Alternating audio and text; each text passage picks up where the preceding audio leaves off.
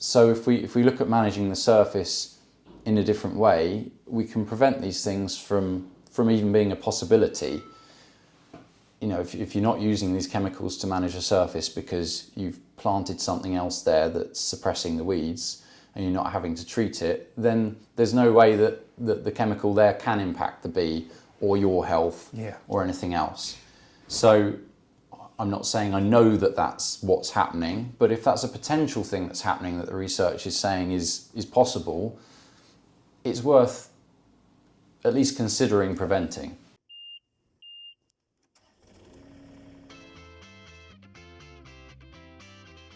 Hello and welcome back to the International Greenkeepers Fire podcast. Today we have an exciting episode here at KErsten HQ. We're going to be talking about IPM, so Integrated Pest Management. I have Sean Faulkner with me, who is the Director of Sales and Marketing at KErsten UK. Obviously it's a big thing going on in the industry at the moment and probably will be going forward for quite some time, you know, talking about pest management, weeds, sustainability and all those sort of things. So I thought who better to talk to than yourself, Sean. So if you'd like to introduce yourself and just sort of let us know who you are, where you work, how you got here really, and then we'll go from there. Thanks for coming, Bradley. It's nice to see you again. As you say, I'm Sean at KErsten and I've been working here since about 2009. So I joined when I was quite young, just out of college, and started working alongside a university course. I was a sales administrator to begin with and have slowly worked up through over the years to being sales manager and now sales and marketing director. So I head up just a small team in each section of that, and we've joined them together really because a lot of the processes in sales and marketing are quite integrated. Certainly in our processes. So it's been quite an interesting journey developing the sales and marketing at KErsten and coming into that. And I suppose the focus on weed management really started in COVID period. We've been playing with it a bit before and we have done the weed brushes and sweepers as a product for quite some time. And we were sort of, I suppose, being asked to demonstrate often as a replacement to glyphosate perhaps, and not necessarily knowing exactly what we were getting into. And yeah, you'd leave the surface clean and weed free, but not knowing everything around the topic. Weed brushes have a particular place in a weed management approach rather than being a direct replacement for chemical. So if you're looking to get the same results in the same way, if you look at a weed brushing operation as if it's a chemical application, it's going to be slightly more expensive as a one-off operation. So what we were finding was often people would go, oh no, we'll stick with the glyphosate because it's per operation, it's a cheaper thing to do. But when you understand the situation fully and that actually what you're trying to do overall is manage a surface, and you have many ways of doing that, which is where integrated weed management comes in, you change the focus from that one operation to what's the most effective and cheapest way of managing the surface overall. And that tends to then propel these other products into situations where they become much more effective, they're utilised much better, but also much more economically as well. Yeah, I've actually found following the KErsten journey over the past few years really interesting, because it's not until you go to places that you realise how much of your machinery is actually out there. And even places that I've worked in the past, I've come across your machinery and always assumed that it was sort of a massive outfit. So when you come down to meet you guys, and you know, it is a relatively small team, but cover quite a lot of ground. And actually the areas that you cover aren't necessarily the same ones as you maybe think as well. So as you say, you've gone down the route of pathway management, you know, removing weeds, reducing glyphosate, those sort of things. But then on the flip side, I've seen your machinery and equipment used maintaining artificial wickets and maybe the whole pitches, stuff like that. And there's even natural grass pitches. I've seen people using them on wickets to remove debris during renovations or after renovations, or brushing it all to one side. So thinking outside of that, so just sort of explaining other things what I've seen or come across and why it will also be relevant. There's so much more to what you guys deliver and do that people can obviously then go and explore afterwards. So Sean, yourself, you said obviously you've come through the system here, working through for KErsten for quite some time now. What made you choose this, or was it a job which sort of chose you? I guess it chose me in a way. It's a family-run business. It's my dad who owns the company, and he needed more staff, and so I've been, I guess, involved in some ways since I was 12 or 13, helping out with shows and bits and pieces, tagging along to demonstrations in the summer holidays and that kind of thing. So it's been an interest since I was quite young, and I could have chosen to do anything. It's not like I fell into it out of default because my dad's doing it. It was a draw because the machinery is very interesting. To me, it's much more interesting than a mower, for example, or a tractor on its own. A tractor is bought to do a job, and the more jobs it can do, the better solution it is for the person owning it, the more economical solution it is for the person owning it. And the same with the two-wheel tractors. So if we can be a mower and a sweeper and a weed brush and a winter maintenance tool, then that means you've got one machine that's working throughout the entire year, rather than being sat in the shed for 6 months of the year where it's not used. So that kind of thing, solving people's problems. I have a bit of an engineering background as well. So I did engineering at college, and then I did business management at university.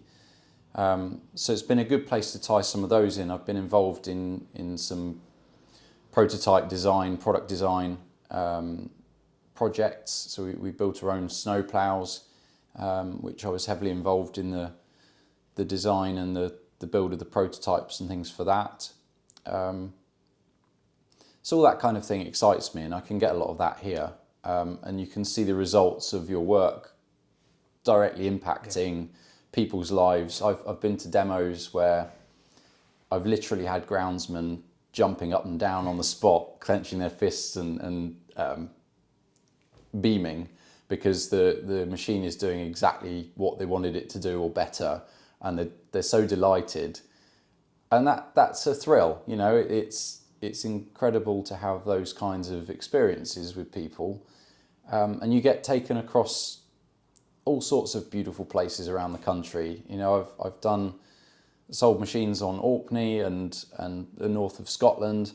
I've sold machines into all sorts of National Trust sites and English heritage and all these beautiful places. Some of the parks and sports facilities around the country. So it's a really interesting job. You get to meet all sorts of very interesting people, and I've experienced that since I was 12 or 13, going along to some of these places and doing shows and meeting the people. It's a very friendly industry. It's quite a small industry relatively, and so you get to meet a lot of the people within it who play a big part in the industry quite quickly, and you just feel like you're part of it and contributing to it. So that's, I guess, where my passion for the job came from. What was the rest of the question? No, that's fine. I think you pretty much well covered sort of how you got involved and, like you say, with the company and sort of the progress over time. So the first thing that I want to move into is obviously the topic of today, sort of integrated pest management, IPM, and everything around it. But the first thing that I want to ask a question of you is, what does sustainability mean to you? Sustainability to me means using the tools at our disposal to manage a surface or manage an environment in a way that is economical,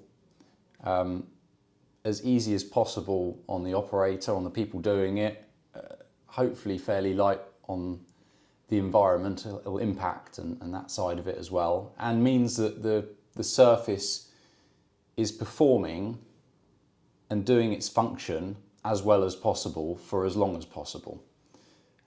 So I wrote a booklet called a guide to, I can't remember what it's called now. Anyway, it was a best practice guide for maintaining hard surfaces, because most of the surface management that people have spent their time researching has been in grass and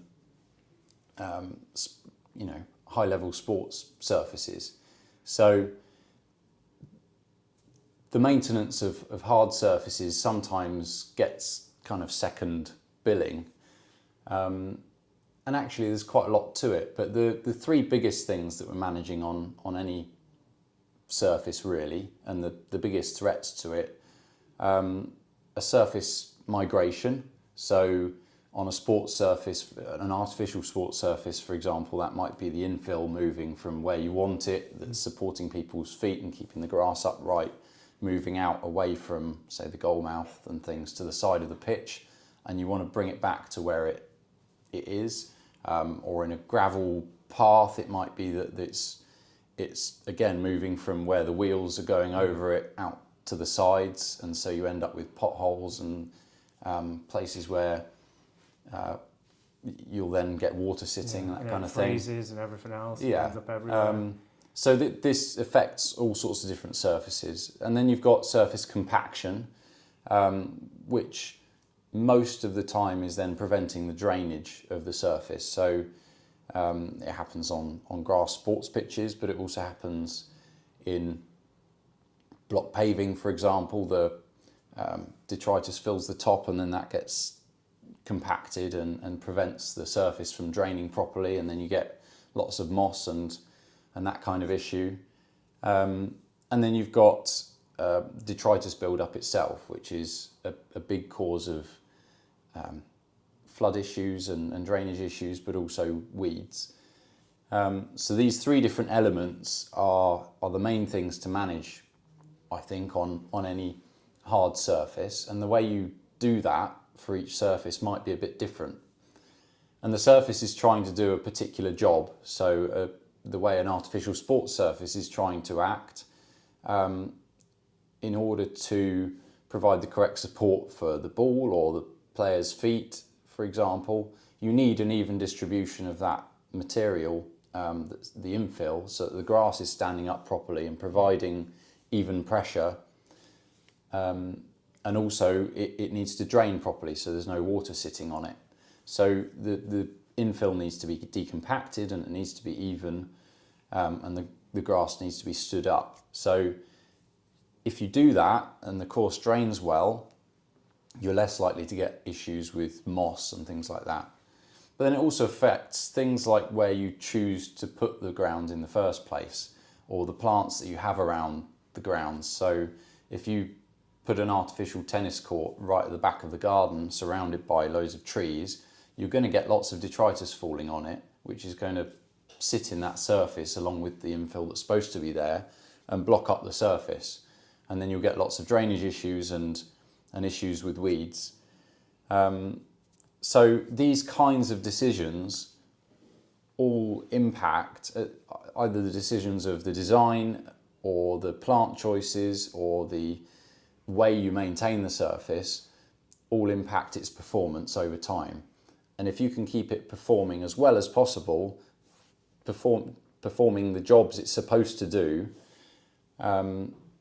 and interacting with the environment around it as well as possible, then you tend to find the approach that is sustainable. You can keep doing it over time, it'll keep working and giving those results, and usually it's going to be the more cost effective way, because you never end up in a position where you've got heavy remedial work to do. It's always light preventative work. That's sometimes easier said than done, and usually when I get the phone call, it's because it's gone way past that into a place where people need to do remedial work. They've got lots of soil to remove, and then they're getting it back to a state where you can maintain it like that. And this is, I guess, where we have the biggest wins, is changing people's approach in the way they manage the surface, whether it's for weed prevention or for flood prevention or just for general improvement of the way the surface performs. Yeah, and I think it's really important, you pretty much hit on everything that I was going to ask of you in that little segment. But going back to sustainability, and that's obviously what it rounds off as, one of the things that was said to me, and I can never remember who said it or where it came from, should I say, was meeting the needs of today without compromising the needs of tomorrow. And obviously you spoke about things like pitches, for example, an artificial pitch getting too far gone, and how we make that a sustainable practice, bringing it back. But there's always going to be some sort of give and take. You're never always going to be completely sustainable if you'll get into those situations. And it's how we use equipment and new technologies to help us to get to that point. So I know a lot of people will say, oh, you're still using a machine to go and clean that, but what are we doing to reduce that? We're using battery powered machines. Are we using, so what sort of technologies have you in particular, KErsten, got which in those sort of scenarios could, help improve the sort of sustainability circle? Yeah, so we're always driving to be more sustainable in that aspect. So being more environmentally friendly as far as we can. So reducing emissions. KErsten have brought out now 2 power units that are battery driven, and we've also started doing a battery 2-wheel tractor from a company called Matador in the Netherlands, which is for heavier duty jobs. It's got a battery that will last all day doing weed brushing or sweeping or fairly heavy duty mowing. So that kind of thing, the technology is all coming on, and we try and be at the forefront of bringing those types of solutions to the industry where we can. We try not to do it too early, where you've got a solution that isn't then practical, because the last thing we want is people to buy machines that, you have to change the battery every 15 minutes, and so the battery takes 2 hours to charge, and then you end up with 20 batteries to run a machine all day. And on a handheld machine, it's a lot easier to get a system that will last a reasonable length of time, because it's drawing a lot less power, doing a lot less work than a 2-wheel tractor, for example, which is where we tend to start our machines, is walk behind and tractor mounted equipment. So we're developing that. We're also starting to develop electric attachments, for example, for electric tractors. So there's 1 or 2 electric tractors that are starting to come out on the market now that some have been running typical hydraulic attachments, for example, or PTO driven attachments. But the problem with that, if you're running from an electric machine, is that you lose so much efficiency in the power of the implement, because hydraulics, for example, is not a very efficient way of running it.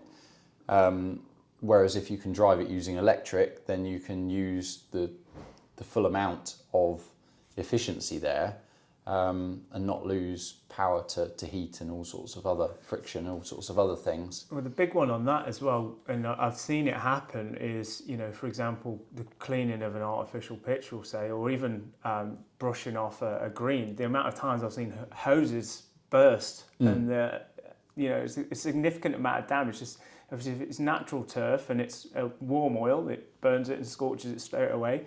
then it's in the surface, and you've got to dig it up, remove it, and returf it, and you've got quarantined soil that you can't put anywhere else, or something you've got to pay for someone to take away.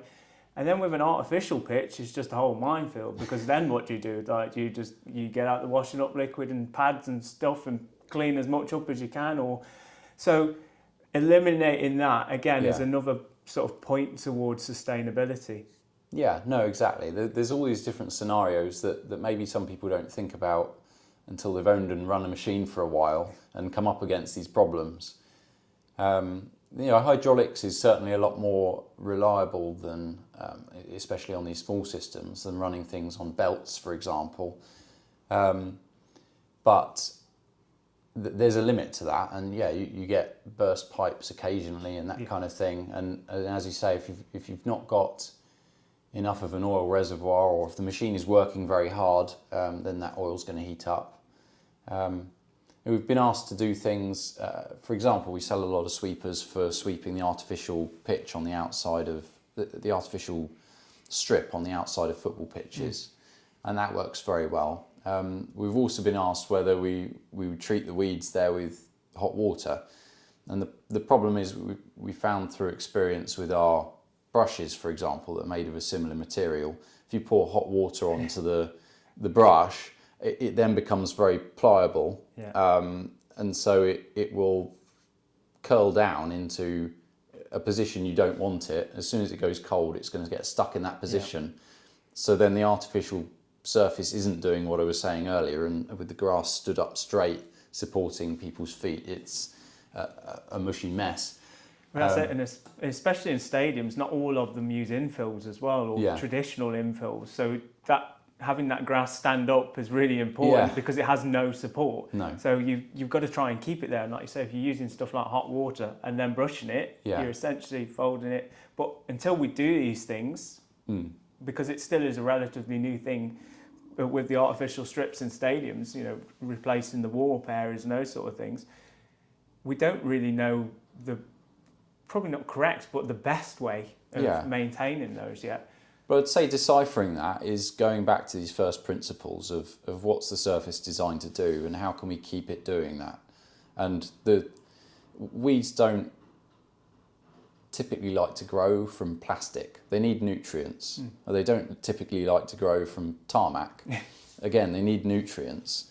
And what's providing that nutrients is the soil build-up that happens on the top of the surface. So the reason for that, especially on, the direct reason for that on the strip outside a football pitch usually is that you've got lots of grass cutting happening on the pitch, and the machines that are cutting the grass are then dragging the grass over the artificial strip when they're driving back off, and people are walking it around the pitch as well. So you're getting that organic matter from the grass clippings left in the surface. And then that's composting, essentially. It's breaking down into soil. And then seeds will blow in from either the naturally, the amount of seed that's used throughout the season. Exactly. And then that becomes the plant that pops up in this soil. So you end up with a grass or different weeds that are blown in, growing up on the artificial surface next to the football pitch.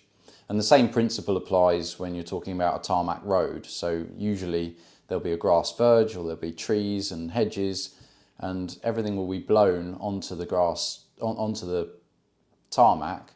You've usually got a nice curb edge, which is a good trap for detritus. When the wind blows, it blows it all into that curb edge.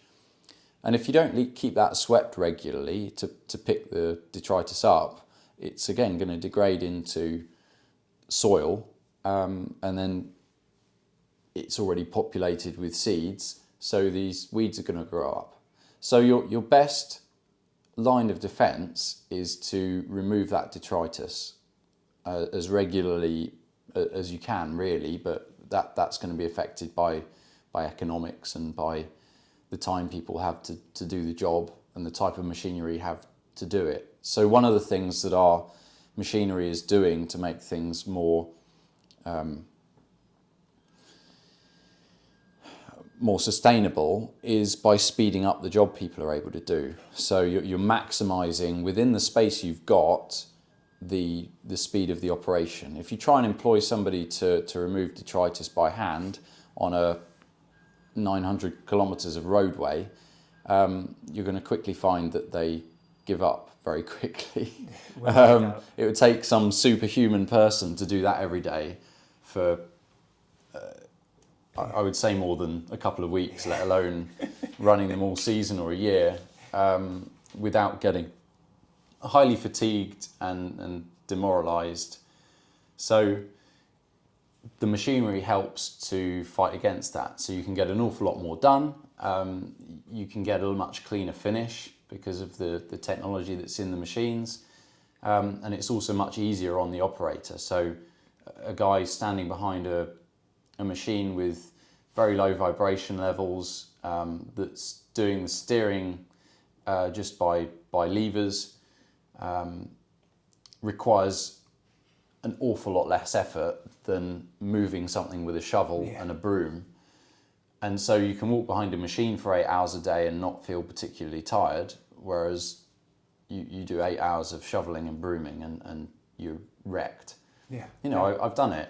It's horrific work to be doing. You know, you can do it for a short couple of days as a project, but doing it all the time is unsustainable for the person. Yeah. So a lot of what our machines are doing is making that job sustainable over time for the workforce that we have and for the suitable for the types of surface that we're looking to maintain. So you just touched on a topic that I wanted to cover as well. We've got later on in the notes, but I think it's probably a good time to go over it. And it's design. Mm-hmm. Now I know in a way it's almost talking yourself out of a job, because if things were designed correctly, there wouldn't necessarily, well, probably not wouldn't be, but there would be a reduced need for what you provide essentially. Yeah. However, going back to it, the education is quite an important part of it, and having things built in a way that require less maintenance. And I know I've been to a few things that you spoke about and talks and various things in the past. Curbs in particular, I know we've spoke between us, you know, pathways, edgeways. I think one that I listened to recently was you were talking about poles, you know, sort of handrails, should I say, at the side of a pathway, and like what happens underneath them, the spraying, or maybe there's a curb edge and we're collecting debris along that edge, then it's needing to be collected. So in what ways can we design things that basically eliminate that detritus collection, you know, in those areas, in particular like the corners, as we've mentioned, or you know, low areas, high areas where things just get trapped naturally? Yeah, so if you think about a normal highway that goes from, so that the highway is not just the metalled surface in the middle, it also includes the pavement next to it, the verge next to that, the hedges, the trees, up to the fence line. And even sometimes when we're considering the maintenance, we want to think wider than that. So there's lots of choices to be made there that will improve how you can maintain the surface. So you want a metalled surface that can be swept easily by a machine, so that you guys not having to do so much by hand, so it's a lot less time consuming. So that's the first design problem that we have to overcome. And one of the biggest things we come across is, for example, at things that are supposed to reduce the speed of traffic, you end up with sharp corners on the pavements. The sweeper tries to collect the debris along the side of the road, and where you get to that sharp corner that juts out, it can't get into the corner. So the driver steers around that and to the next straight piece of curb, and it misses all the detritus in that corner. And that's usually where a nice drain has been put, a drain cover. So the detritus builds up in that corner, it blocks the drain. It also provides a nice ramp for vehicles to get up onto the curb, which the whole point of that system was to prevent pedestrians coming into contact with cars, for example, and part of the design of that is a curb edge that stops, as far as possible, a slow-moving tyre from rolling up over it.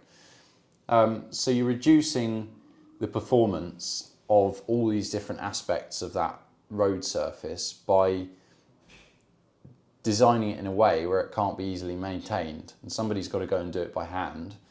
And because that's a hard job and takes time and takes identifying, people often don't go and do it. So you get blocked drains and you get all these other problems I've talked about. Another thing that's quite hard to manage without a bit of thought, again, is the handrails, for example, like you were saying. So when you step up onto the pavement and then you've got the edge of the pavement and the verge, often you'll have rails that people will sometimes strim around, which would be fine in certain circumstances. Sometimes you then have the potential to fling stones. Sometimes it's maybe a bit more time consuming than the other alternative that's often used, which is spraying. So people will spray a 30 centimetre strip, or that's the limit they're allowed to do, at the edge of the verge to under these handrails to prevent the grass growing up between them. The problem with that is when you leave the soil bare, then you get competition with other different plants that then populate that surface. So instead of grass being under the surface, you then end up with all sorts of different weeds competing that grow a lot faster. So then typically you need to spray more often because you've got faster growing weeds and it looks awful. So you end up in a cycle where the thing you've done to reduce your maintenance in that one operation has actually increased the number of operations you need to do to manage that surface. So my advice there would be, well, let's think how we can, if you are finding that you're having to strim too often, for example, and that's taking too long, well, why don't we plant something under there that doesn't need so many cuts? So you could plant something under the hand railings that would be slow growing and would be low, would be dense, so it would prevent other weeds coming through. And it might also benefit other things like pollinators. You know, you can plant something with flowers. So there's things like vinca minor or red creeping thyme, different ivies, all sorts of different plants you could choose that could go in these spaces that would provide a weed suppressant and also look beautiful, be a nice system to add biodiversity rather than it just being grass, and would not cause the same problems that the weeds do in terms of the maintenance. Yeah, and even, touching on that, if it continued to be grass, using different species. We had a scenario at a place where I worked. We had a small bank, but it was a bit of a pig to sort of mow and maintain. You couldn't really do it properly with the machinery that we got. We're in the safety parameters that you should have been doing. It wasn't necessarily dangerous, but it was just like not ideal for the machinery.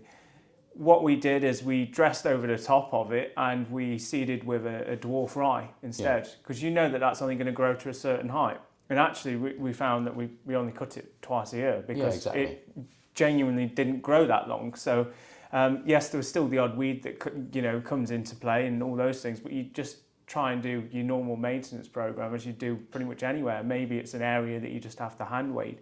And like you say, under those handrails might be, again, another scenario where thinking about the future might actually, it will help significantly with maintenance. And, because if you said, right, the reasoning behind spraying it was we had to trim it 6 times. Okay, you've put a dwarf grass species in there or something that grows shorter. Right, now you only have to trim it twice. So you've taken 4 out and you've not used any glyphosate. Or as you say, you've planted up, you've put heathers in, those sort of things. It naturally covers ground on its own, or something like a laurel where, pretty much anything under the canopy doesn't grow. Yeah. You've just solved the whole problem. Exactly. With limited effort. I mean, there's the cost of the planting, and the effort of the planting. But that's once. Yeah, as opposed And then to... you've reduced your operations down from maybe 6 a year to 1 or 2 a year, and it will be a lot less intensive. You'll be clipping off, if you're cutting it, you'll be clipping off an inch or two rather than having to cut something with a flail mower. You're requiring a much bigger machine. Well, that's it. And you spoke about the staff earlier as well. You think that staff member's got 1,000 poles they need to strum around today. Yeah. They don't want to do that 6 times a year. They'd be much happy if you told them they've only got to do it twice a year, but the rest of the time they can go and do something else. Yeah, exactly. They can use their time a lot more effectively. We have... there's a pavement I used to walk to school on near me that's maintained by the council, and it's gone from what used to be swept. They've now reduced their sweeping to save money, basically. So instead of being swept once a year, probably, this pavement, it has got a hedge to one side of it, which is dropping detritus on the path. And it's a trap for other things that are being blown through, so it all collects then on this pavement. So the soil build-up now on the pavement is up to about 2 feet, maybe more in quite a lot of places. So there's now no longer the ability for somebody to walk down the pavement. As a child with their mum or something, you can't now walk to school down that pavement because there's not enough space. It'd be unsafe, let alone a wheelchair pass or something like that, or a pram. So the pavement's no longer performing its function because it's not being properly maintained. But what is happening is it's being sprayed 3 times a year, and it's also been mowed 2 or 3 times a year. So now instead of one sweeping operation, you've gone to save money, you've cut down on the sweeping, and you've gone to 6 different operations that aren't getting the job done. You're literally mowing a tarmac pavement. Yeah. Because there's now that much encroachment and grass growing on it. Is that the right thing to do? In my opinion, no. I think the proper thing to do would be to, one, maintain the hedge so that you get a lot less detritus fall, and maybe it needs a different plant choice for the hedge that drops less litter. There's some quite good low litter shrubs and things that you could plant there that would do the same job as the hedge now. The other thing you could do is, sweep. They're now in a position where you'd have to use a heavier machine to get rid of the soil build-up. So that one operation is going to be more expensive than a spray. But when you're back to a position where it's clean, tarmac, then your maintenance is 1 sweep a year instead of 3 sprays and 2 cuts. So that's got to save money over the long run. Well, that's it. And you think in terms of, what you actually collect as well, if you're reducing, like you say, your choice of plant has reduced how much it drops, you reduce how much stuff's there. So, with stuff on the side of the road in particular, we'd be saying it's potentially contaminated material because there's the possibility for fuels and oils and those sort of things. Heavy metals. Yeah, so the place for that is not a great place. So if we can reduce the amount of that's created as well, just in itself is a massive tick. But we've spoken a little bit about technologies, and we've spoken about sort of the environmental impacts, as we've been going along. But I wanted to touch more on the challenges. So what do you think are the big sort of reasons why companies aren't turning towards IPM and sustainable approaches within weed and pest management?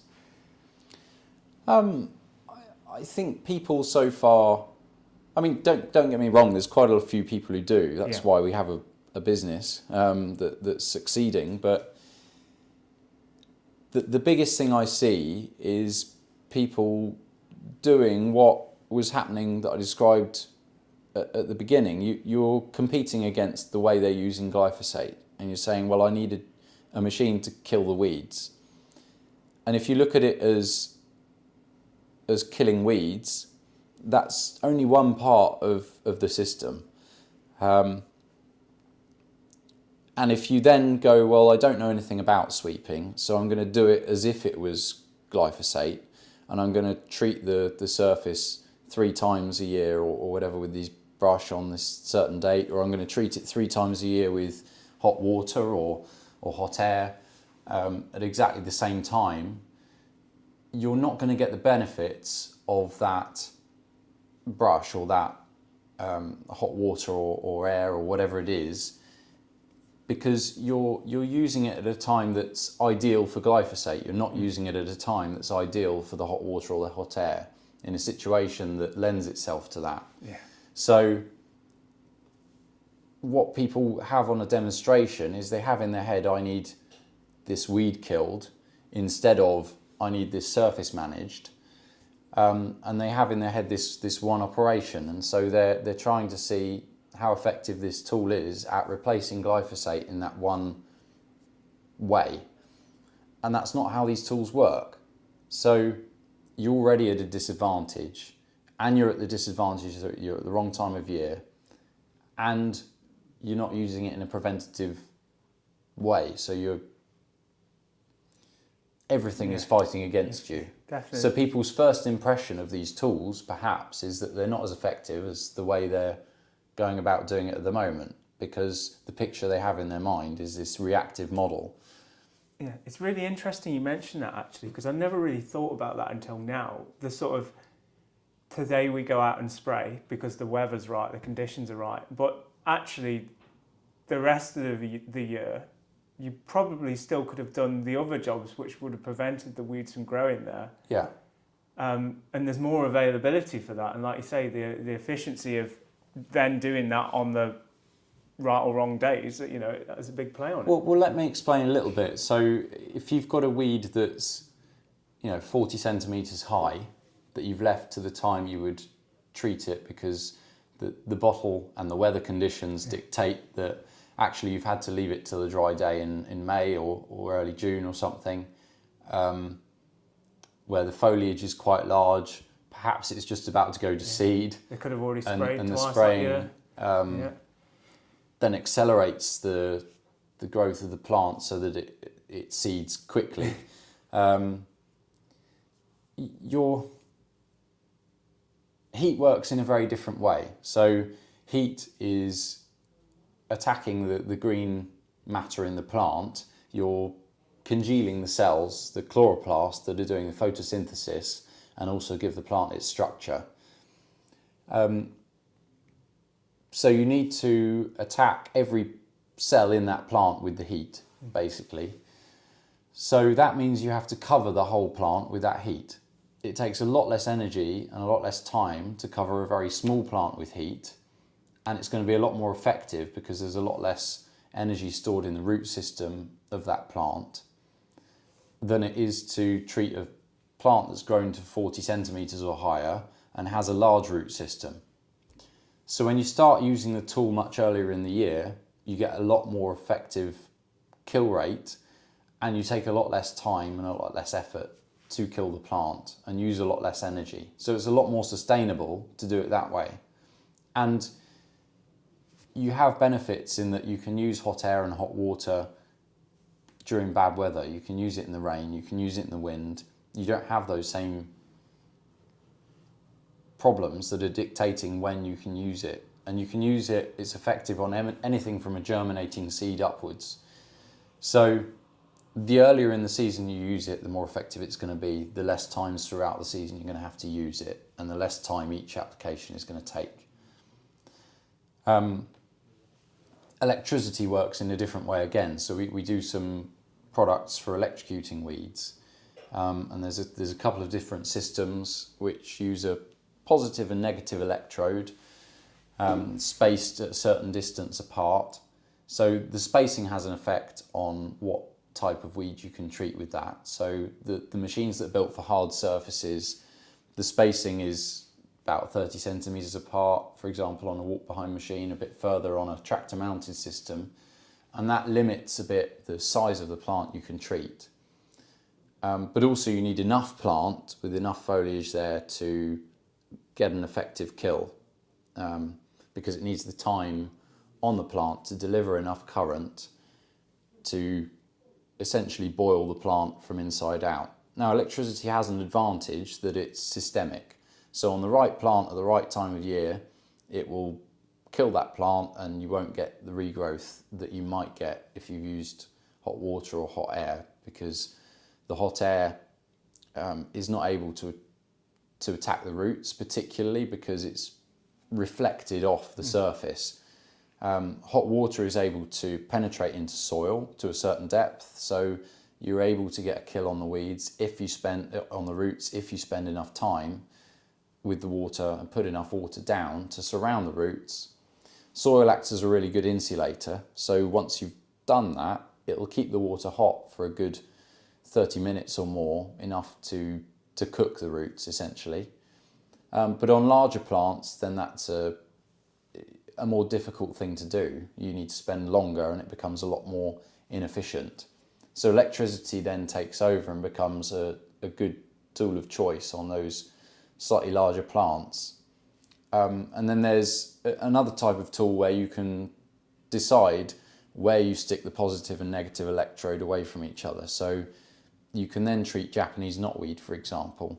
So the root wave machine we do, you put an electrode in the ground and you have one on a lance, and you're touching the plant with the electrode, and it's sending the current all the way back through the plant's root system to the negative electrode that's in the ground. So the further you have that away, the bigger the loop is, the deeper in the ground you can go, the bigger plant you can treat. So for things like Japanese knotweed, bamboo, potentially rhododendron, things like that, which have quite a deep root structure or rhizome structure, we're able to manage those with electricity, where you would struggle with hot air or hot water or something like that. So the particular situation you're dealing with requires that you use different methods to kill the plants that suit. And I would suggest that chemicals are not a good solution generally in hard surfaces, because you've got potential runoff into drains and that kind of thing. There's EU directives that we signed up to that limit the amount of areas you should be using it. So you're supposed to be minimising the amount you use around schools and public areas, for example. And stricter laws on that, I think, are coming into place all the time. But individual councils are also choosing to either ban spraying, for example, in play areas and schools and that kind of facility, or maybe a blanket ban across the town. And public pressure, is a big part of that, not just top-down directives from the government. So people are doing what the community is looking for them to do. Well, that sort of leads me quite well onto the next question that I had, actually. You have answered a little bit of it there, but how do we get this information, this education, essentially, to the right people? And I personally don't think it's just a matter of it going to the top of the ladder. I think it needs to go to the people using the machinery, or the using the glyphosates, the people in the middle, everyone. But they all need to understand, even the stakeholders, so the members of the public that they're paying the council tax for the verges to be maintained and everything else, or even at a golf course or wherever, that they're paying fees for a place to be maintained, essentially, a standard. How do we get this information in sort of like a bite size, or or even how, like you say, with the government legislation, how can we play on that or use that to help get it across? I know it's quite an open question. It's quite difficult, yeah. So what we're trying to do in order to do that, we're talking with stakeholders in all those different areas. So there are, in the government, you've got DEFRA, for example, and we speak to some of the guys in the pesticide division in DEFRA, and perhaps we should be talking really with communities and housing, and we should be talking with highways, on this problem, because the pesticide division has the problem that they're focused on regulating pesticides, and you've got a national action plan which was written in 2013 that is pushing integrated weed management. It's trying to encourage people to adopt it in order to reduce the amount of pesticides that are used in our amenity spaces, as well as on farms, for example. But their remit is pesticides. So when it comes to the alternatives to pesticides, which aren't chemical based, it's sort of out of their remit. So there's not really the incentive there for them to invest a whole lot of time or money in researching these alternatives to pesticides, because it's not their field of expertise. It's not what they manage. But it's useful to talk to them and useful to give them ideas, and hopefully that filters into some of the policies. So they're developing a new national action plan which has been in the works for quite a while, and we were involved a bit with that. And that national action plan helps guide what everybody's supposed to be doing in order to manage their surfaces, in order to reduce pesticides. So it's the National Action Plan for the Sustainable Use of Pesticides. And the government has announced that it will be published now in 2025, but it's been worked on since 2018, really. It's a 5-year plan. So that's the top end. And then you've got individual councils who have a plan for their own space and their community. And a lot of the time the community is driving some of that policy. So you'll have different action groups, for example. The Pesticide Action Network has helped facilitate different groups like pesticide-free towns and cities. So there's one in Cambridge, for example, that we've helped recently with reducing or eliminating their pesticide use. So the community is driving then the policy as well as the national action plan from the government. So there's two areas where policies are written in order to determine what's done, and in order to change the approach we need to affect both of those levels of policy. The other side of it is allowing, as you say, the grounds people need to have the knowledge on how to manage these surfaces effectively without using chemical or with using less chemical. So the way we're doing that is, for example, we're working with Parks for London on developing some integrated weed management guidance, so that they have a guidance booklet that's used by the parks in London and also several other people. I've talked to English Heritage, they use it, for example. And we're helping to do an update to that guidance so that they've got the latest knowledge on how to manage these surfaces while reducing their pesticide use using integrated practices. The other thing we're actively doing is we're working with Lantra on updating their integrated weed management course. So they have a course titled Awareness of Integrated Weed Management at the moment. So that will become, in this iteration, a qualification much like PA6 or PA2, something like that. So you would perhaps take it alongside PA1. So there's lots of people going into college now who don't necessarily want to get jobs spraying. They might want to work on an organic site, or they might want to work in a facility that doesn't use pesticides, or they might just be going into an environment, like I say, where certain councils have said, well, they're going to stop. So they need the expertise to be able to work without these things. So a PA6 or a PA2 is not overly useful for them. So this course would go in to help them to get the skills to replace that with something useful when they're not using chemical. Well, I think that in itself is quite something, really. You know, if people are going on these courses, because not necessarily everything that they're spraying is in terms of pesticide. You know, they could be spraying natural fertilizers, for example. But having this as a part of the PA1, PA2, PA6 processes to say, actually, you need to do a whole unit, because I've done the courses and I know exactly what they're like. You go on, you pretend you're putting something in the thing, you put some water or dye in, you do your spraying.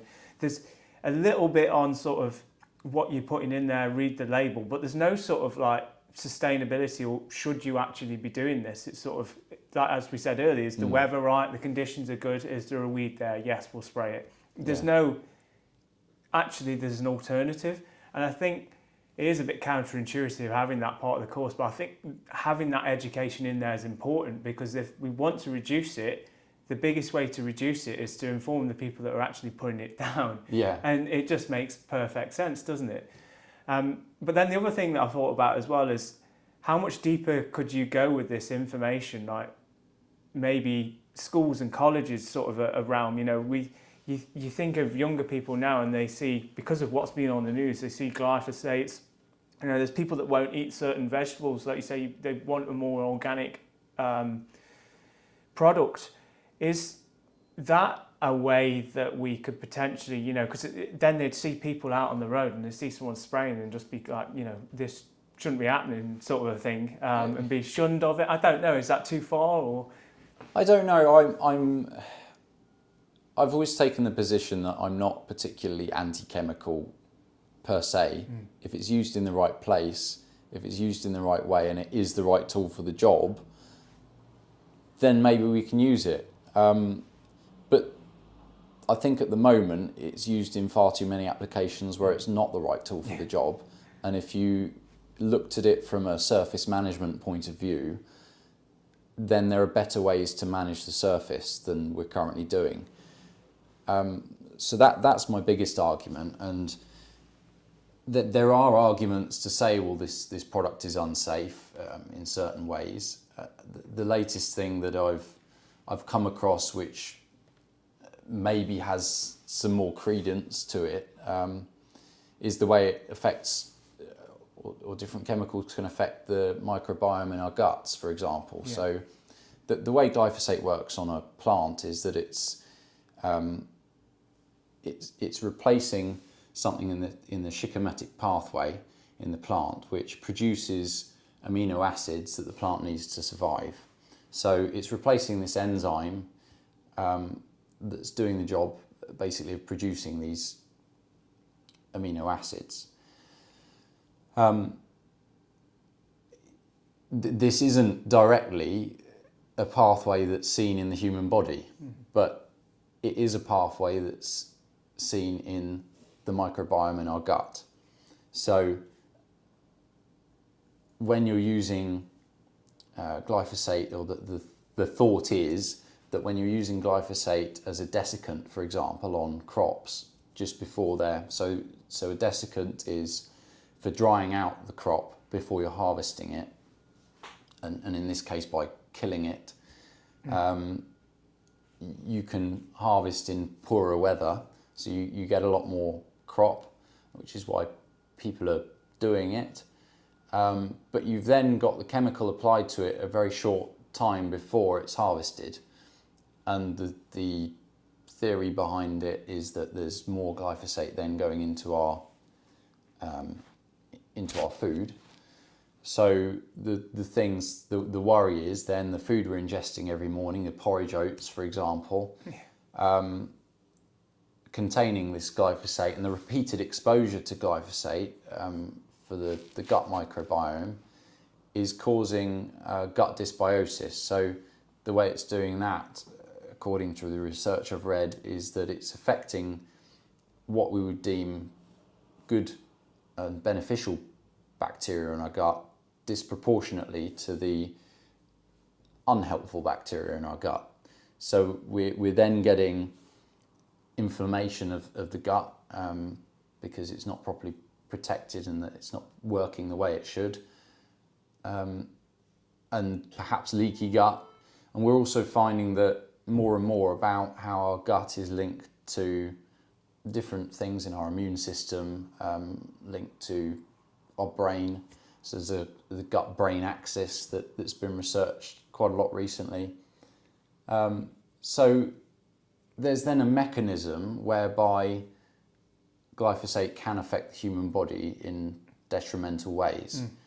I'm a layman, so I'm not a scientist per se. I'm reading the literature and trying to determine as best as I can what it's saying. And so my interpretation of the research might be different to somebody else's, and I'm not trying to claim that definitely is what's happening, and therefore we should all ditch glyphosate. But maybe it's worth thinking about, and maybe we ought to be a little bit cautious in the way we're applying it where we can. And that's just one of the things that it's potentially doing. There's other studies, so if we talk about biodiversity, the obvious thing when you're killing all the green matter is, well, you're reducing the habitat available to the wildlife, the pollinators, etc. You're reducing the amount of plants that they can use. But there's other things that different chemicals have been shown to do, such as affecting the amount of melanin in bees, for example, and other pollinators. So in us, it's what affects our skin pigment, but for quite a lot of pollinators and flying insects and things, it has a lot to do with their immune system. So if you're impacting their immune system, they're a lot more susceptible to various diseases and that kind of thing. So there's a mechanism there by which possibly the chemical could be reducing the amount of pollinators in the system, which then obviously has a detrimental effect on the whole system. So these various things are things just to be aware that even if this isn't precisely what glyphosate is doing, it's part of it, isn't it? It's looking at the way we should be looking at it is, what are the second and third order impacts of these things that we could be causing, that we don't really know about, that we could prevent. So if we look at managing the surface in a different way, we can prevent these things from even being a possibility. You know, if you're not using these chemicals to manage a surface because you've planted something else there that's suppressing the weeds and you're not having to treat it, then there's no way that the chemical there can impact the bee or your health or anything else. So I'm not saying I know that that's what's happening, but if that's a potential thing that's happening that the research is saying is possible, it's worth at least considering preventing. Yeah, there's likely some fault there, at least. That's the main thing. And I think the point of when we get to, it's affecting human health, obviously it's important that we try and protect the environment as well. But I think that's the one where most people sort of switch on and go, okay, maybe we should be using less of that because it is affecting me. In what way, as you say, it's not 100% clear yet, but there's certainly some evidence there to suggest that something's going on. Yeah. So it's something to think about. So with that then, a question I wanted to ask is, do you have any particular case studies that you may have come across working at KErsten, or, when you've been involved in an IPM at a particular place and you've reduced the use, or, anything that stands out where you go, actually, I really enjoyed that one to be a part of. We got some real evidence to say we reduced, the pesticide use by X amount, or we, something along those lines. You got anything where? Yeah, there's quite a few. I would say certainly 2 or 3 councils come to mind that are doing a really good job of it. So a lot of what we get is people kind of dipping their toe in the water with this stuff. So they'll try a machine here and they'll try a machine there, and not really embrace the whole methodology and the plan. But some people who are doing it really well, I would highlight Cambridge City Council. So they're fairly early in the journey, but they've completely developed a new integrated weed management plan from scratch. So they've gone out and they're using an auditing system to identify the amount of detritus that's built up on different roads and the amount of weed growth on different roads, so that they can prioritise which roads need what type of treatment. They're starting with a mechanical brushing regime to remove as much soil as possible. So DEFRA, well, let's step back. The Environmental Protection Act, in section 89, it stipulates that the council and other landowners should keep the highway clear of litter and refuse. And in DEFRA's code of practice, the highway is determined as the fence line to fence line, as I was saying earlier, with the verge and everything in between. And detritus build-up is classed as litter. So one of the things that they have is a grading system for detritus from A to D, and A is no detritus on the road, B is kind of an acceptable level of detritus on the road, C is unacceptable, and D is really pretty horrific. So what Cambridge is doing is they're trying to get as many roads as possible back to an A grade, so that they've got less soil there that's an opportunity for a weed to grow.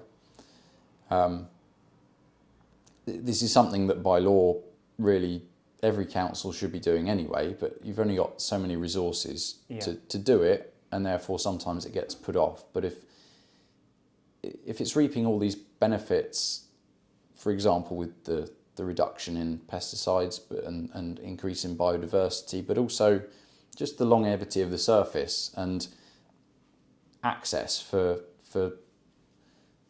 access and mobility for people, so a wheelchair can pass on the pavement where it can't if you're just spraying. A kid and a mother can walk down the pavement together. There's lots of regulations stipulating the size a pavement has to be when it gets put in. For a certain reason, because access and mobility is important to people at the moment, and it's impacting. The lack of mobility of especially older people is impacting on the NHS, for example, in a big way. So if they're being specified at this width to begin with, they need to be maintained at this width. So there's all sorts of different benefits to doing it, but in the primary one for Cambridge is the weeds. Then they've also identified areas where they need other machines to kill weeds. So there's some areas that are difficult to access with brushes, for example, under street furniture or around lampposts and things like that, where they're treating with heat. So they've purchased some of our Ripper Green systems. I think they're looking at some hot water or foam systems, etc. So it's in development, and they haven't got the full system in place yet. But if you start with a robust plan and audit the situation that you have and prioritise what areas need doing most desperately. And you can do that in several ways. You can do it by the number of complaints in the area, for example, which is kind of the way a lot of councils work at the moment with the reactive approach. But to be proactive, I'd suggest doing it on this detritus level based system. It's a really good system, and even thinking about it in a respect of, say for example, you've got a council which we don't have the resources to move towards this whole system to begin with, or as you say, maybe it's a 10-year process, but having something like that in place to say, right, you've got your A, B, C and D areas.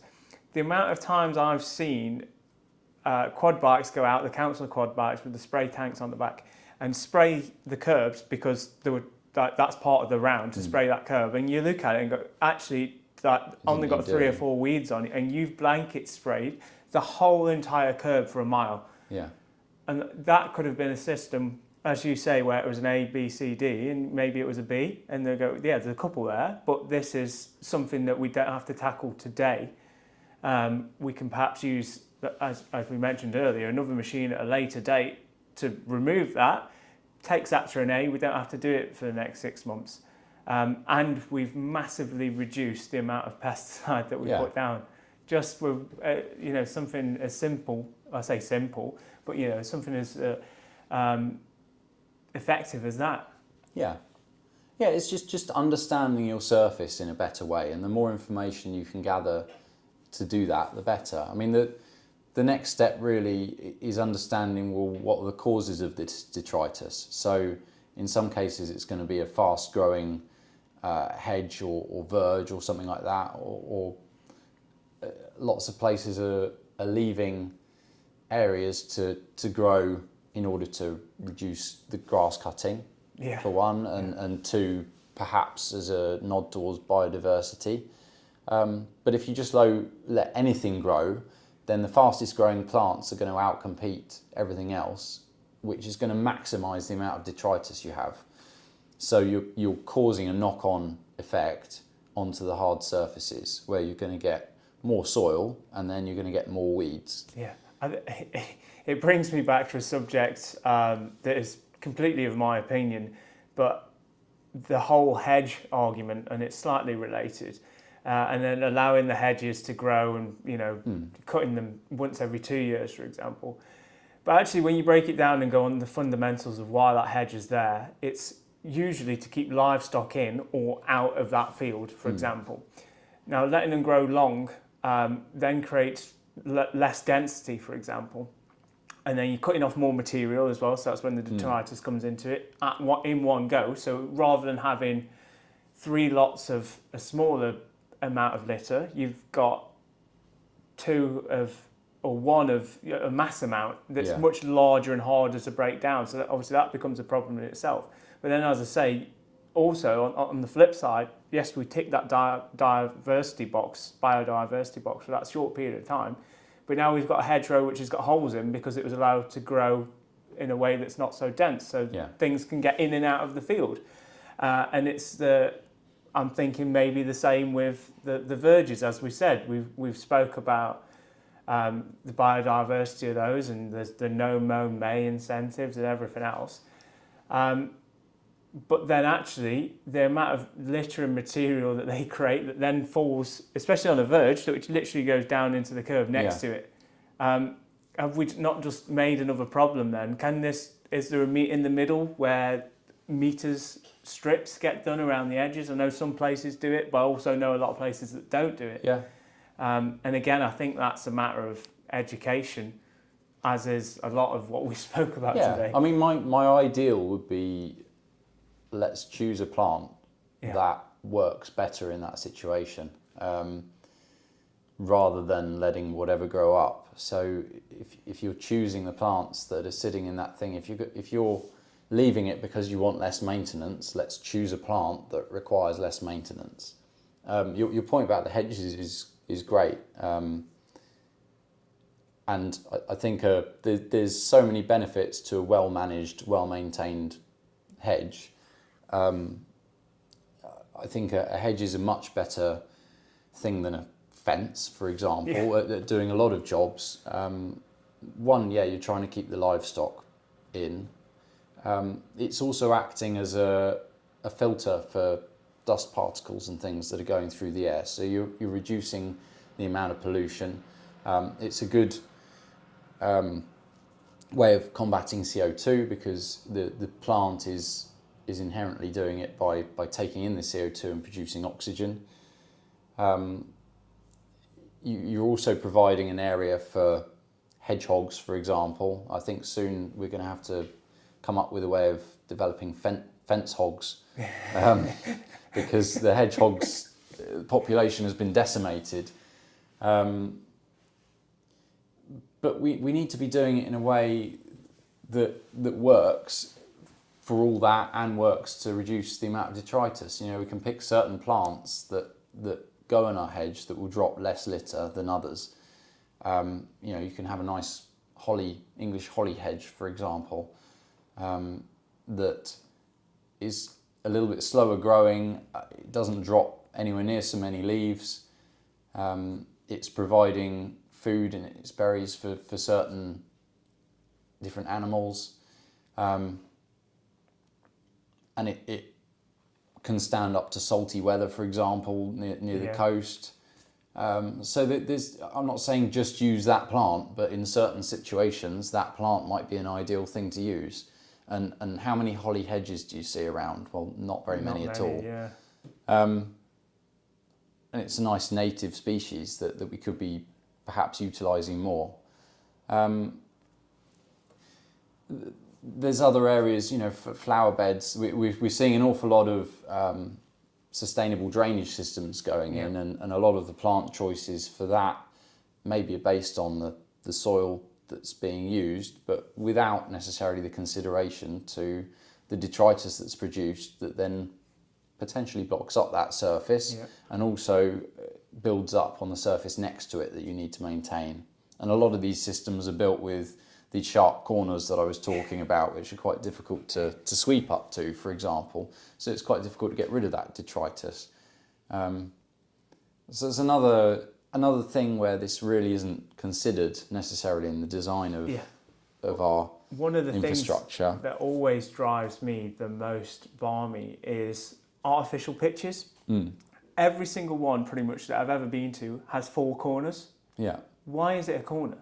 I know that for the football rules and rugby there has to be a certain amount of runoff, and yes, okay, maybe it's 3 metres, but why is that not an arc in the corner? Yeah. Why? It'd be so much easier to sweep if it was an arc. And I know full well, having maintained those surfaces, that you don't lift the implement on the tractor and you don't reverse it into the corner. No. That does not happen. You do laps round, there's probably goals and stuff there as well. Yeah. You might move them a couple of times a year and do behind them.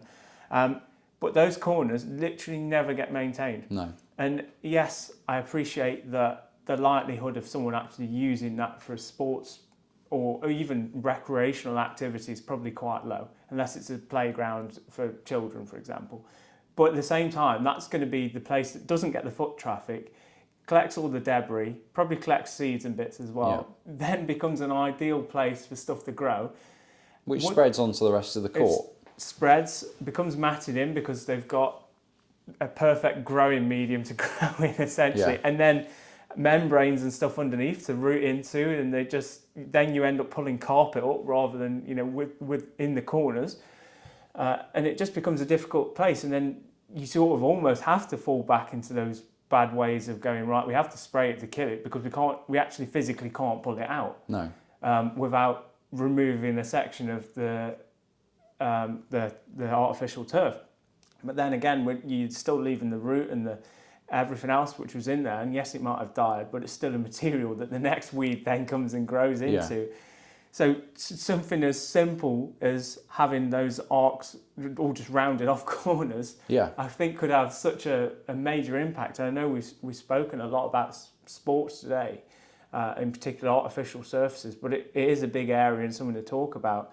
But then, when you go into the pathways on golf courses, even pathways on roadways and private estates and manors, and there's so many things. And once you start to add all them up, and it'd be interesting to see if there was a sort of litre per acreage of glyphosate which is used across the country. It'd be interesting to do a heat map, wouldn't it, of where the largest concentrations of chemicals, for example, are used. That's what I'm thinking. And you could, as you rightly say, probably the corners in all your sports facilities would be the biggest area, but along the curb edges, all these areas where things can get trapped easily, and you can't get in so easily with something to clean it out. And then you work out how much glyphosate, for example, was used in those corners and those target areas versus the other 40 acres which didn't have any sprayed on them. And then actually go, right, we've only, over this 40 acre site, we've only got 0.3 of an acre which gets sprayed. Yeah, and how could you design that out? Well, it'd be very easy. You can put an arc here. You can choose a different plant here that's not producing detritus. You can put in a very simple brushing regime against that wall or whatever it is. different barriers to prevent detritus migrating from one surface to another. Kickboards, Yeah. they're a real simple one. And Yeah, it's exactly. not going to stop everything. Like, No. you're still going to get leaves and stuff come over. But if you can stop 80% of it, it's meant that when you go around brushing it, you only need to take away 20% of what you used to do. Yeah. It's such an easy sort of tick.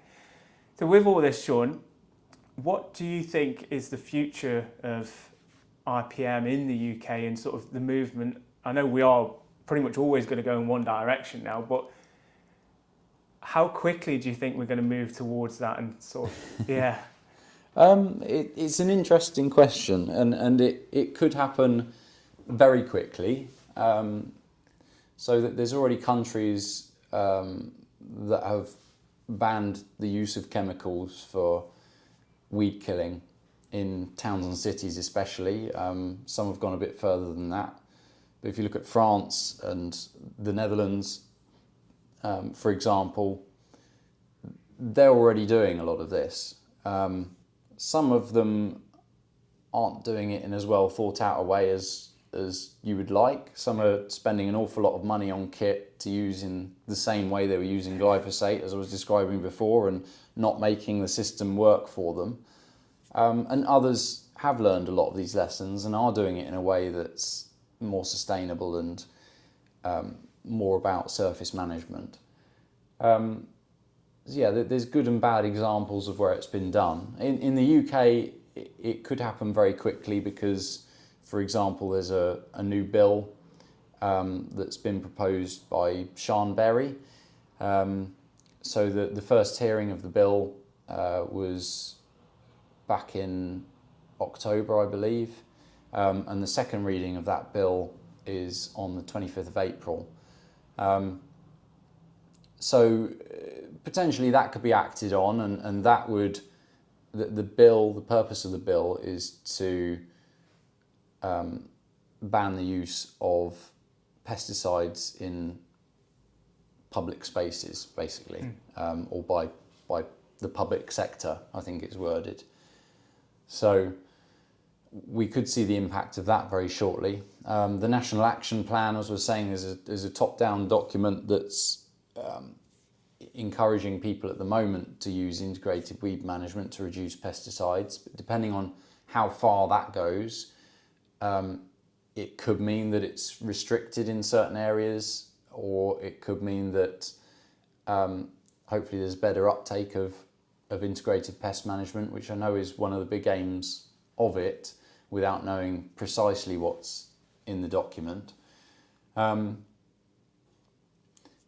So those things can speed it up, but the force of public will is in the direction of pushing local authorities and companies away from using pesticides. We're approached by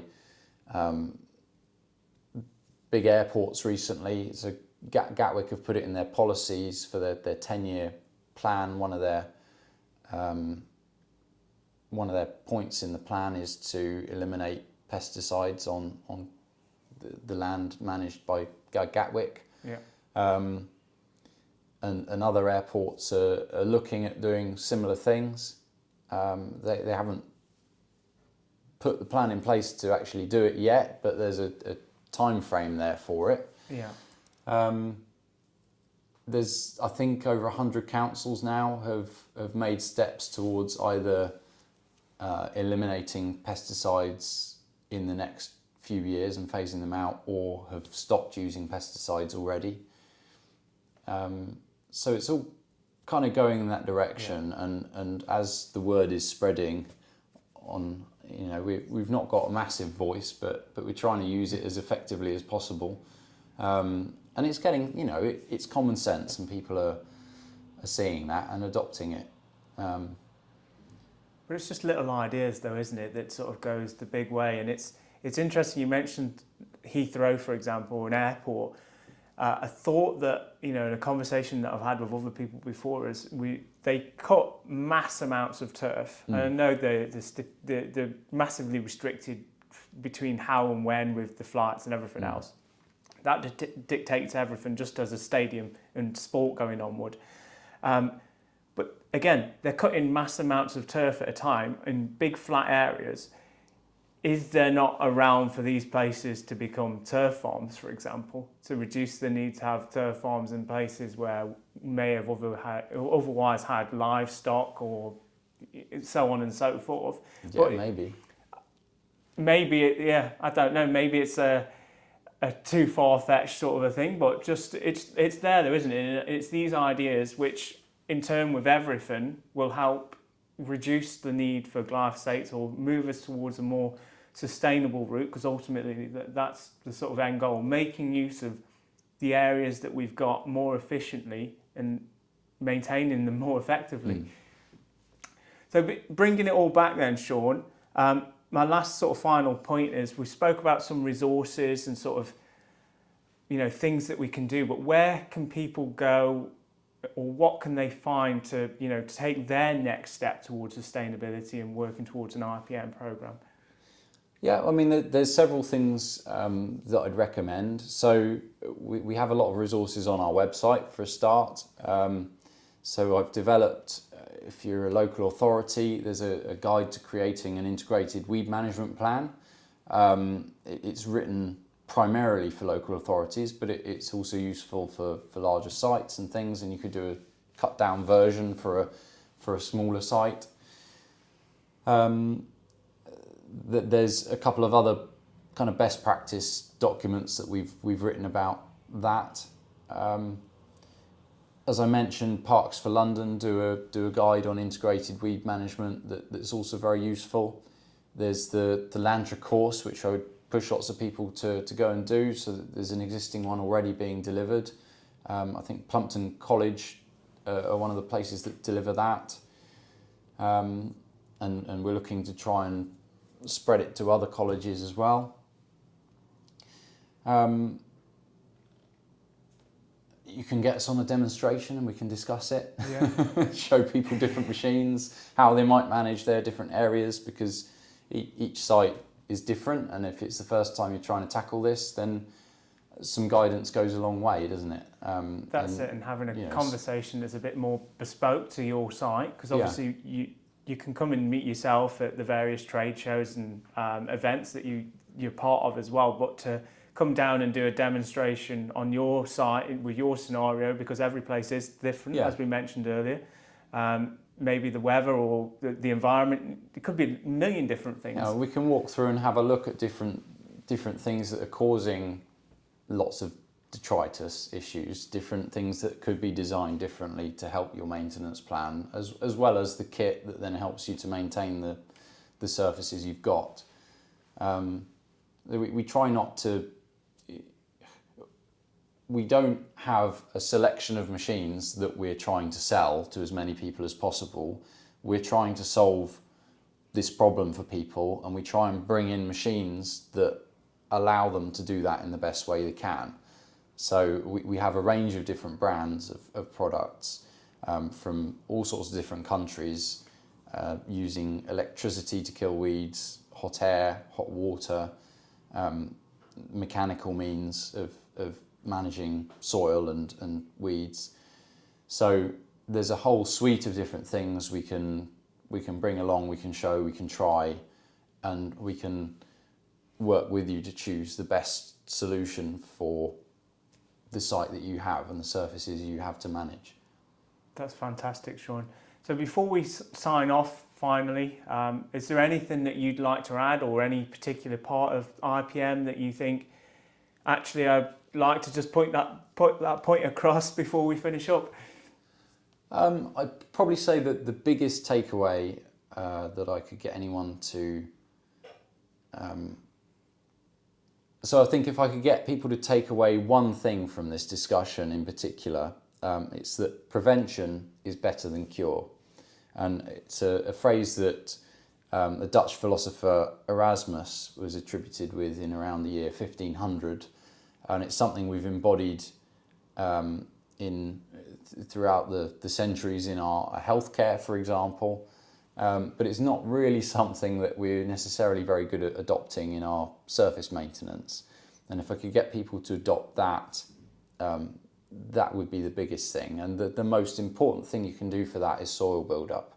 One thing I didn't explain about the soil buildup that's really key is that there's research around how soil depth impacts the types of plants that grow in the soil. So if you have, the research was done that I'm referring to in rocky outcrops in Arizona, and you get natural pitting in the rocks. That means that you get deeper areas of soil and then going out to shallower areas, and you get quite distinct zonation of different plants. So in the deep soil in the middle, you get potentially thick, woodier, deeper rooted plants. As you go slightly out and slightly more shallow, you get perennial plants that might have deeper root systems, but maybe not so woodier stem and not so large. And then as you go further out and you get shallower soil again, you get annual plants that tend not to have such a deep root structure. And then you go out again and you get mosses, and you go out again and you get lichen and algae.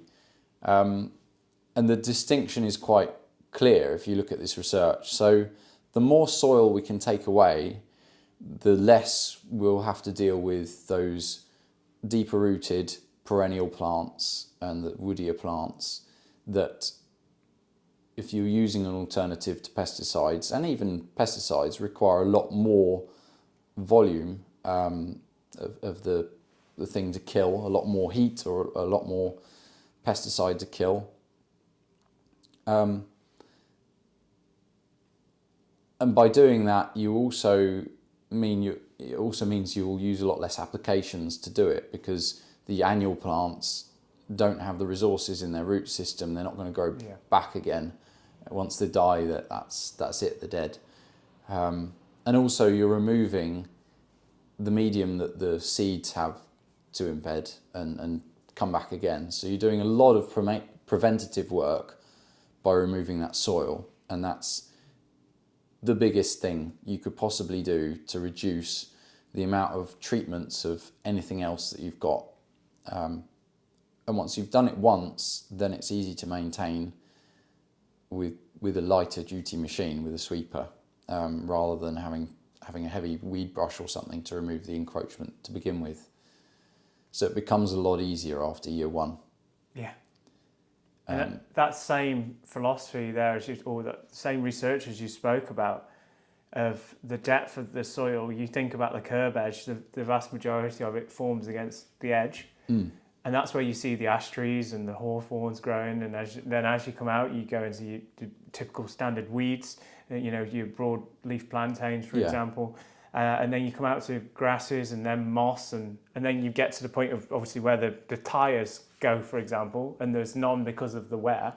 But seeing that, literally, as you say, demonstrates what's underneath it perfectly. You can tell how much soil is underneath by what's growing on the top.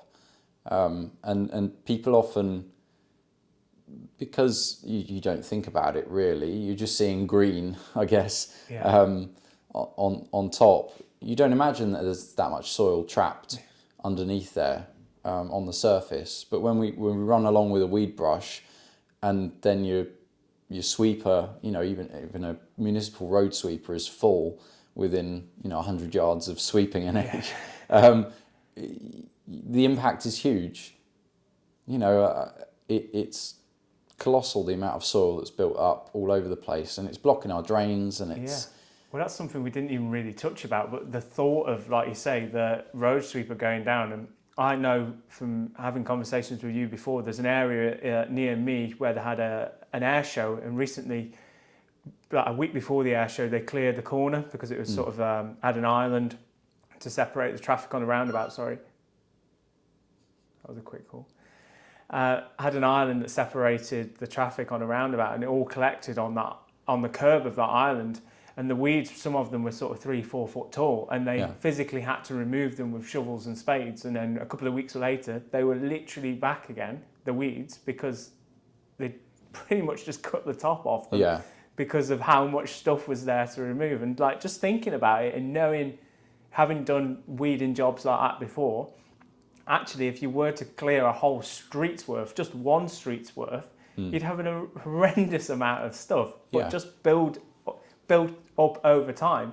Whereas removing that little bit often, you'd have significantly less amount of that material as well. I mean, the guys at Cambridge, for example, some of the material then goes to a waste processing facility, and I reckon they probably had a heart attack the first time they turned up with all the sweeping lorries full of all this detritus that had been picked up from the edges that they hadn't usually dealt with,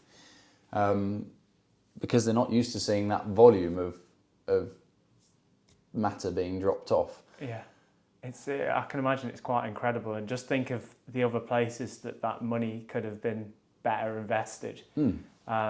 Even not just within what we do, it could just be, maintenance of a recreational park or benches or anything to make the environment better for the people that essentially have lived in there and have paid for it to be maintained. That could have gone back. Yeah. I mean, the access and mobility, coming back to that again, you think about the amount that this soil encroaches into a pathway. Living Streets did some research fairly recently on how pavement maintenance impacts the mobility of elderly people. And I can't remember the exact numbers, but I think it was somewhere in the region of 40% of people over the age of 65 said that they would walk more if the pavements were better maintained. And you think the impact of that on people's health, and that then knocking on to the burden on families, the burden on the NHS and carers and things like that. If people have a trip or their health is being negatively impacted because they feel they can't go and walk in case they trip, or it's huge. You can't get around in a wheelchair, or someone can't push the kid around in a pram. It's a massive effect on how we use these different facilities. And the only way that's solved is if you maintain these places in a way that keeps that soil reduced, so that path is accessible.